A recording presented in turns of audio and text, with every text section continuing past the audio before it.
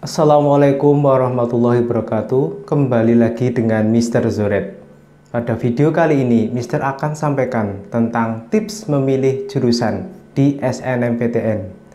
Simak video Mr. terus, jangan lupa subscribe, like, komen, dan share di media sosial kalian.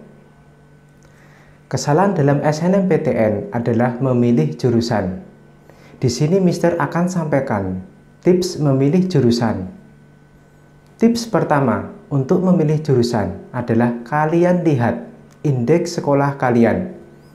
Di video sebelumnya, Mr. telah membahas tentang indeks sekolah. Bisa dilihat video Mr. tentang indeks sekolah. Untuk indeks sekolah ini, melihat beberapa aja Mr. Yang pertama, melihat dari peringkat sekolah kalian di LTMPT. Peringkat sekolah kalian di LTMPT berdasarkan nasional peringkat berapa? Kemudian berdasarkan provinsi peringkat berapa. Kalau di peringkat nasional termasuk peringkat yang tinggi, bisa kalian masuk PTN yang nasional. Atau bisa misalkan sekolah kalian masuk di peringkat provinsi yang terbaik, ambil universitas yang ada di provinsi kalian yang terbaik. Itu yang tahap pertama. Tahap kedua, lihat alumni yang lulus 2 tahun terakhir ini. Di sini Mr. buat klasterifikasi. Klaster A untuk universitas yang berturut-turut 2 tahun sekolah kalian diterima. Klaster B untuk sekolah yang diterima hanya di tahun 2020. Klaster C yang hanya tahun 2019 diterima. Katakanlah di sini kita misalkan untuk klaster A yaitu adalah UGM dan UNY. Karena 2 tahun terakhir sekolah kalian diterima di universitas ini. Klaster B, ini misalkan adalah UPN Jogja, karena hanya pada tahun 2020 diterima. Klaster C, pada ini adalah misalkan UNPAD, karena tahun 2019 sekolah kalian ada siswa yang diterima di SNMPTN. Tips yang kedua, pilihlah jurusan di klaster A, yang 2 tahun terakhir diterima, yaitu di UGM dan di UNY. Katakanlah kalian pengen masuk biologi. Di UGM ada biologi murni, di UNY ada pendidikan biologi dan biologi murni. Tahap yang pertama, lihat keketatannya. Bisa lihat juga video Mister tentang keketatan. Misalkan di sini, biologi murni keketatannya adalah 5%.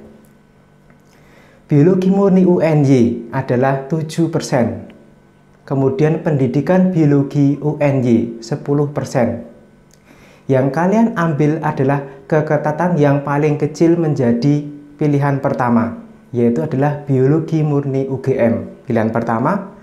Pilihan kedua adalah yang keketatannya paling tinggi, yaitu adalah pendidikan biologi UNY. Itu tahap yang pertama, keketatan. Yang kedua, rasionalisasi nilai. Video sebelumnya juga Mister telah membahas tentang rasionalisasi nilai. Bisa dilihat. Untuk rasionalisasi nilai, ada beberapa informasi yang dapat kalian peroleh. Pertama, nilai rata-rata. Yang kedua, grafik. Yang ketiga adalah nilai per mapel. Nilai rata-rata nanti bisa kalian lihat nilai aman untuk biologi murni di UGM berapa, juga bisa kalian lihat video Mister.